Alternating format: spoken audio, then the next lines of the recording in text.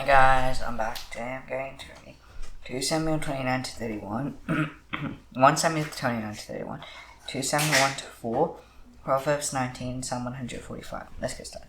Now the Philistines gathered in their forces at Aphek, and the Israelites were encamped by spring bears in Jezreel. As the lords of the Philistines were passing on by hundreds and by thousands, and David and his men were passing on in the rear with Cheesh. The commanders of the Philistines said, "What are these Hebrews doing here?" And Cheesh said to the commanders of the Philistines, "This is not David, the son of Saul, King Israel, who has been with me now for days and years, and since he deserted me to me, and I found no fault in him to this day."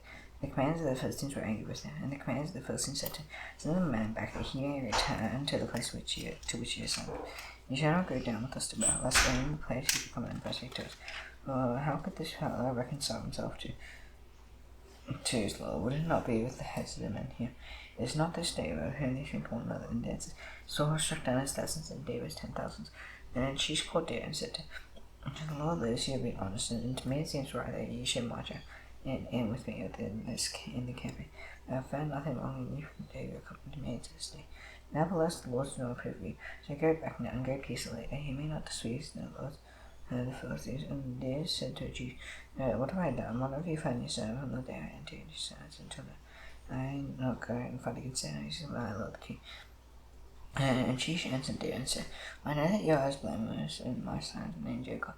Nevertheless, commands the Philistines have said, you should not go with us to battle. Now then, rise early in the morning at the sons of Judah. You came with you and start early in the morning, and depart as soon as you is light. And David set out with his 10 men early in the morning to attend the land of the Philistines. The Philistines went up to Jezreel. Now when David and his men came to Ziklag on the third day, and Malachites had made a raid against Negev and came to against Ziklag. They had overcome Ziklag and burned it with fire, and taken captive the woman and all who were in it. Very small and great, they killed no one, but carried them off and went their way. And David and his men came to the city, they found it burned with fire. And their wives and sons and daughters taken captive. And David and the people who were with him raised their voice and wept until they had no more strength to weep. David's 2 wives also had been taken captive, and until they had no more strength to weep. David's 2 wives also had been taken captive, Hino and Jezreel, Abigail the widow of Nabal of Carmel, and David was greatly distressed. While the people spake of stoning him, and because all the people of and saw each for his sons and daughters. And David strengthened himself in the Lord's God. Then David said to Abiathar the priest, son of Hittai, bring me the ephod. And so Abiathar brought the ephod to David, and David inquired of the Lord, shall I pursue after this man? Shall I overtake him? And he answered and pursue, if we shall surely overtake him, shall surely rescue. And so David set out, he and David set out, and 600 men were with him. And they came to the brick vessel, and those who had left behind stayed. And David pursued, he and 400 men, and he 200 stayed behind, who were too exhausted to across the brick vessel. They found an Egyptian in the open country and brought him to David, and they gave him bread and he ate. They gave him water to drink, and they gave him a piece of cake of figs and 2 clusters of raisins. When he had eaten, his spirit revived, for he had not eaten bread or drunk water for 3 days and 3 nights. And David said to him, "To whom do you belong, and where are you from?" He said, "I am young in Egypt, I went to an America, and my master left me behind, and I fell sick 3 days ago. We had made a raid against Negev, the Cherethites, and against that which belongs to Judah, and against Negev, and we burned Ziklag with fire." And David said to him, "Will you take me down to spare?" And he said, "Swear to me by God, you will not kill me or deliver me into hands of my master. And I'll take you down to this band." When he had taken him down, he there spread abroad over all the land, eating and drinking daily. And all the great spoil that they had taken from the land of Philistine and from the land of Judah. And David struck them down from Thailand until the evening of the next day. And no men of them escaped, except 400 young men, who mounted camels and fled. David recovered all that the Amalekites had taken. David rescued the 2 wives.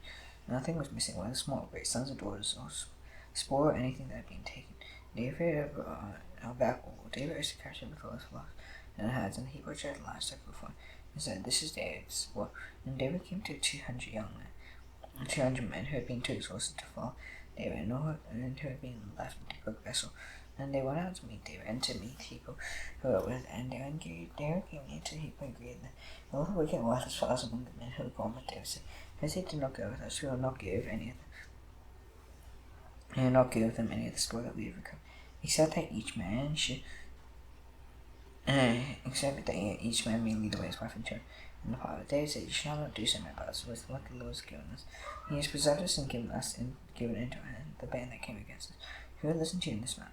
As to shares who goes down into the so shall share be who stays by the baggage, and shall share alike, and he made statute and rule for Israel from that day forward to this day.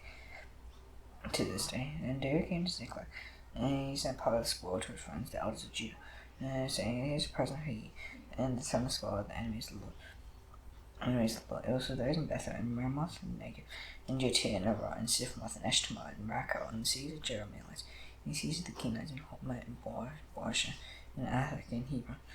And all the rest were David and had arrived. And the Philistines were fighting against Israel.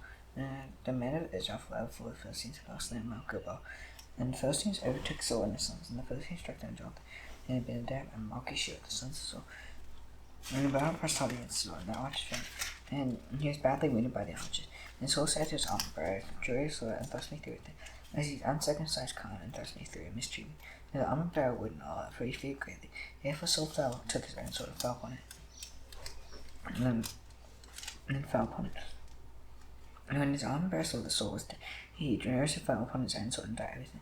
As Saul died, his 3 sons, his armor bearer, and all his men, on the same day together. When the men of Israel heard Israel were on the other side of that, and those beyond the Jordan heard that saw that the men of Israel fled, and that Saul and his sons were dead. They abandoned the seas and they fled, and the Philistines came and lived in them. Next day, when the Philistines came to strip the slain, they found Saul and his 3 sons fallen on Mount Gilboa. So he cut off his hair and stripped off his armor and sent messengers throughout the land of the Philistines to carry the good news to the house of their hours and to the people. They put his armor in the temple of Bethshan, and when they enacted the Jewish Gilead heard what the Philistines had done. So all the men arose and went all night and took the body of Saul and the bodies of the sons of Saul of all Bethshan. And they came to Jabesh and buried them there. Burned them there, and they took their bones and buried them under the tower street in Jabesh and fasted 7 days. 2 Samuel 1-4. After the death of Saul, when David returned from striking down the Amalekites, David remained 2 days in Ziklag. And on the 3rd day, behold, a man came from Saul's cities with his clothes torn and down, and when he came to it, he fell to the ground and paid homage. And he said to him, Where did he come from? And he said, I escaped from the camp of Israel. And David said to him, How did it go? Tell me. And he answered, The people fled from the battle. I submitted the people for one another dead. And Saul and his son Jonathan are also dead. And David said to the young man, How do you know that Saul and his son Jonathan are dead? The young man who told him so. Now it chanced that happened to me on Mount Gilboa when Saul was leaning on a spear. And behold, his chariots and the horsemen were close upon him. And he looked behind him, and saw a man called to him. And here I am. And he said to me, He answered, I am a Malachite. And he said to me, Stand beside me and kill me, for anguish seized me, yet my life still lingers. And I stood beside him and killed him, because I was sure he could not live after he had fallen. And I took that crown that was on his the armor that was on his arm, and I brought them here to my Lord. And David took hold of his clothes and tore them, and so did all the men who were with him. And he manned and worked and fasted until evening for Saul and for Jonathan his son, and for the people of the Lord, and for the house of Israel, because they had fallen by the sword. And David said to the young man and told him, Where do you come from? He answered, I am a son of C.Jun and Malchus. David said, How much you are not afraid to put out your hand to strike the Lord's anointed? And David called one of the young men and said, Go execute. And he struck him down so that he died. And David said to him, Your blood be on you, for your own mouth has testified against you, saying, I will kill the Lord's anointed. And David lamented with his lamentation over Judah, and over Saul and Jonathan his son, and he said, It shall be taught to the people of Judah. Behold, it is written in the book of Joshua, he said, The glory is I slain in your high place, how the mighty have fallen. Dwell not in Gath, publish it not in the streets of Ashkelon, lest the doors of the Philistines rejoice, lest the doors of the Philistines rejoice, lest the doors of the uncircumcised exalt you, man, said Gilboa. Let there be no jewel rain upon you, no fields offered. And their shield of the mighty was different, the shield of sword, them no anointed with oil. And the blood of the slain from the fat of the mighty, and the bow of Jonathan turned not by, and the bow of Saul returned not empty. And Saul and Jonathan beloved and lovely.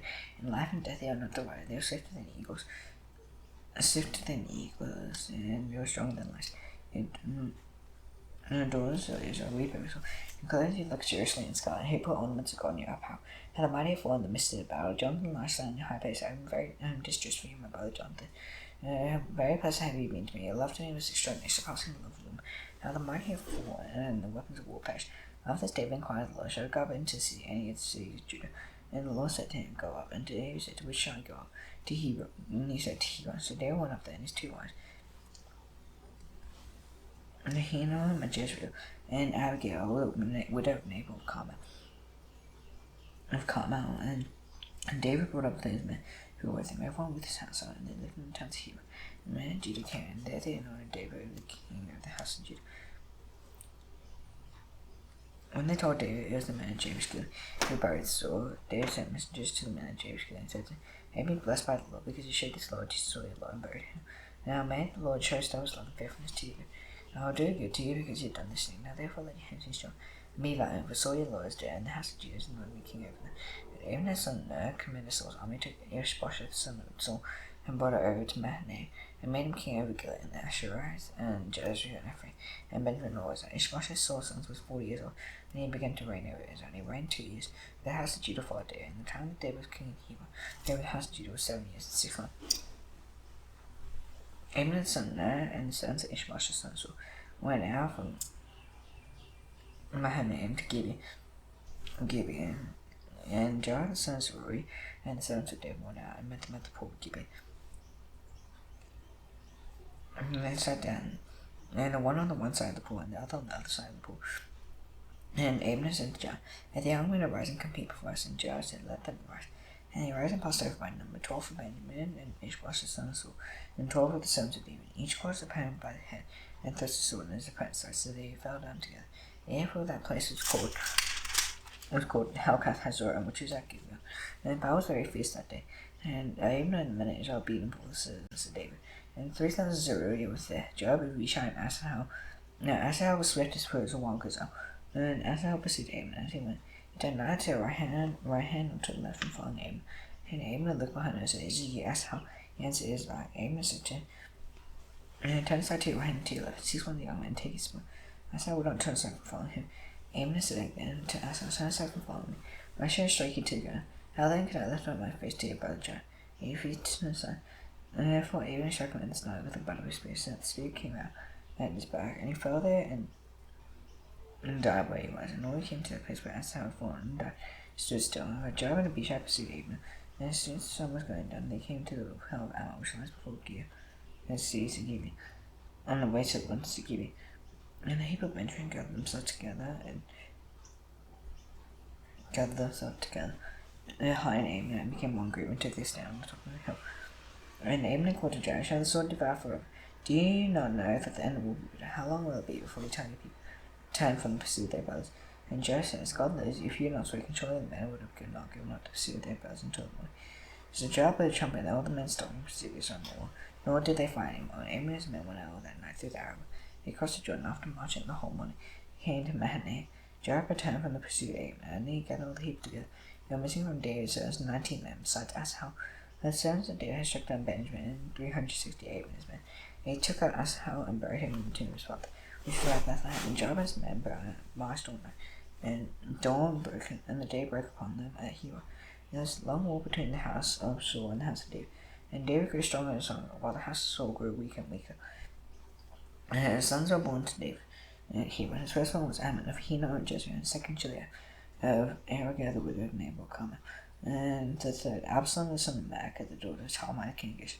The fourth, Adonijah the son of Haggith. And the fifth, Shephatiah the son of Edom. And the sixth, Ephraim and Eglah, David's wife. These were born to David at Hebron.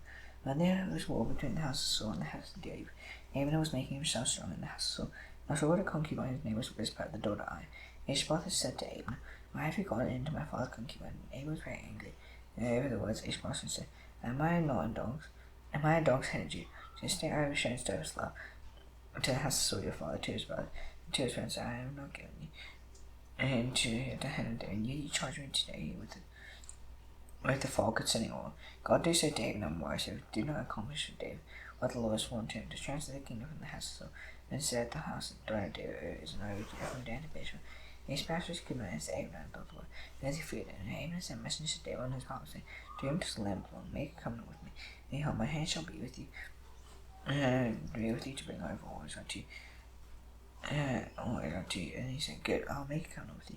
One thing I require of you, that is, you shall not see my face unless you first bring my choice, Saul's daughter, to you, and you come to see my face.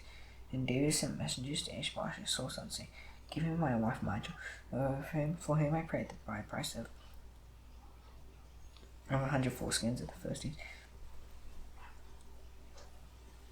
And Ishbosheth sent and took her from her husband, Paltiel, the son of Laish. And her husband went with her, weeping after her all the way to Behor. And Abner said to him, go, return, and he returned. And Abner conferred with the elders of Israel, saying, for some time past you have been seeking David as king over you. And I will then bring it about. And the Lord has promised David, saying, by the hand of my servant David I will save my people yourself from the hand of the Philistines, and from the hand of all their enemies. Abner also spoke to Benjamin. Then Abner went to tell David he all that is on the whole house of Benjamin thought good to do. And Abner came with 20 men to David at Hebron. David made a feast for Abner, while Abner and all the men who were with him. And Abner said to David, I will rise and go, and we'll gather warriors out to my lord the king. And they may make a covenant with you, saying that you may reign over all that your heart desires. And David sent Abner away, and he went in peace. Just then the sons of David arrived at However, very much sport with him. Abner was not with David at Hebron, he didn't send him away. And he had gone in peace. When Joab and all the army that was with him came, he was told Joab, Abner's son that came to the king. He has let him go, he has gone in peace. And Joab went to the king and said, what have you done? What have you done? Behold, Abner came to you. Why is that you sent him away, so that he is gone? And you know that Abner's son came to see you and to know you're going and you're coming in. And he knows all that you're doing. And Joab came up from David's presence. He sent messengers up to Abner and brought him back from his sister Sarah. But David did not know about it. And when Abner had returned to you, Joab took him aside into the midst of the gate to speak with him privately. And there he struck him in the stomach, so that he died for the blood of Asahel his brother. After when David heard of it, he said, I, my king, now forever killed this before the Lord. The blood of Abner's son may it fall upon the head of Joab over all his father's house. It has on Joab never be without one who is discharged of his lepers, who holds spindle, who falls by the sword, nor relax bread. So Joab and Abishai's brother killed Abner, because he put their brother Asahel to death in a battle of Gibeon. And David said to Joab and to all the people who were with him, David clothed him from sackcloth man before Abner. King David followed the bier. They buried Abner at Hebron, and the king left up his voice and wept the grave of Abner, saying, while the people wept, the king lamented, saying, for Abner, saying, should Abner die as a 4 days? Your hands were not bound, your feet were not flattened. Your feet were not fettered, as one falls before the wicked, you have fallen. And all the people wept again over it. And all the people began to persuade David to eat bread while it was yet day. And David was saying, God do so to me, and more also, if it takes bread or anything until the sun goes down. And the people took notice of it, and they pleased until as everything the king did please all the people. So the people always understood that day. It had not been the king's will to put to death Abner's son. And the king said to his son, Do you not know that a prince and great men is formed to stay in Israel? And I was gentle today, though anointed king. These men, the sons of Zerah, are more severe than I. Lower pay the evildoer according to their wickedness. When Ishbosheth Saul's sons heard that Abner had died here, his courage failed, and also was dismayed. And Saul's son and 2 men who were captains of raiding bands. And neither one of the band, and his name was the other Richard, son of Bremen, a man of Benjamin from Beer. And Jonathan, son of Saul, and his son who was crippled, in his feet. He was 5 years old, and the news about Saul and Jonathan, here from Jersey, his nurse took him up and fled. He fled in haste, he became lame. He fell and he became lame, and his name was Mephibosheth. And the sons of Bremen, the Beerite, Rachel and band, set out, and about the heat of the day they came to the house of Ishbosheth. He was walking to about his noonday rest. And they came to Mr. House as if to get away. He stabbed him in the stomach, and Rachel and band his brother's skin. They came into the house, and he lay on his bed in his bedroom. They struck him and put him to death. Then beheaded him, and they took his head and went by the way of Arab all night.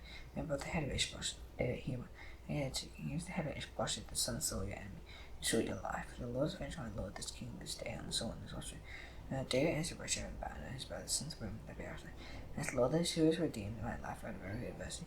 And one told me, behold, Saul is dead, and though thought he was going good news, I seized him and killed him at Ziklag, which was the ward I gave him for his news. How much more, when wicked men have killed a righteous man of his own house on his bed, shall I not require his blood, and your hand to strew from the earth? And David commanded his young men, they killed them, and cut off their hands and feet, and hanged them beside the poor hero. And they took the head of Ishbosheth, and his portion buried in the tomb of Abner, Hebron. Proverbs 19.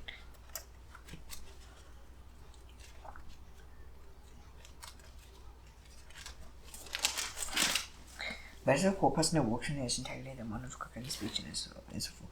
Desire without knowledge is not good. Whoever makes haste with the feet misses his way. The man's word brings his way to him.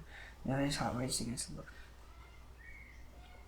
A friend many new friends, but a poor man is deserted by his neighbor. A poor man is deserted by his friend.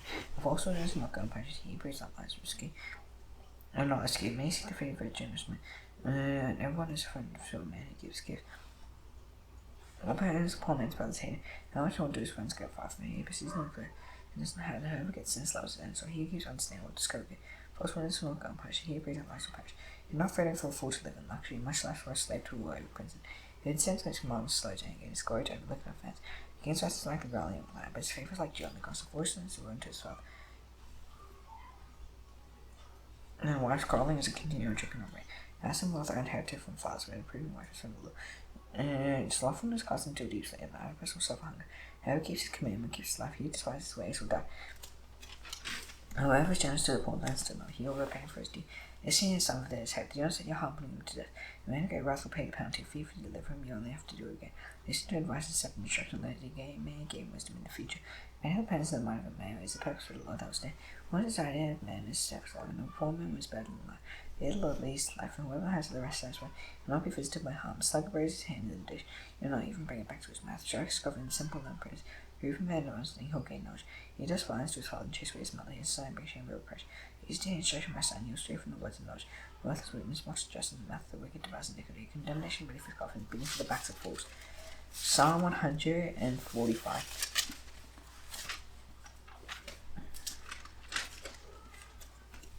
I'll star you, my God and King, and bless your name forever and ever. Every day I'll praise you and praise your name forever and ever. It is low and greatly to be praised, and his greatness is unsearchable. One generation shall commend your works to another, shall declare your mighty acts, and the glorious splendor of your majesty. When your wondrous works I'll meditate, they shall speak of the mighty, awesome deeds. I'll declare your greatness. You will pour forth the fame of your abundant goodness, and shall sing the light of your righteousness. The Lord is gracious and merciful, slow to anger, and abounding steadfast love. The Lord is good, all his mercy is over all that he has made. All your works shall give thanks to you, O Lord. And in all your saints shall bless you. You shall speak of the glory of your kingdom, shall tell of your power. And make me into the children of your mighty deeds, the glorious splendor of your kingdom. Your kingdom is an everlasting kingdom, your dominion and just our generation. The Lord upholds all who are falling, raises up all who are abandoned. Eyes will look to you, and you give them their food in Jesus. You open your hand, you satisfy the desire of every living thing. The Lord is righteous in all his ways, and kind in all his ways.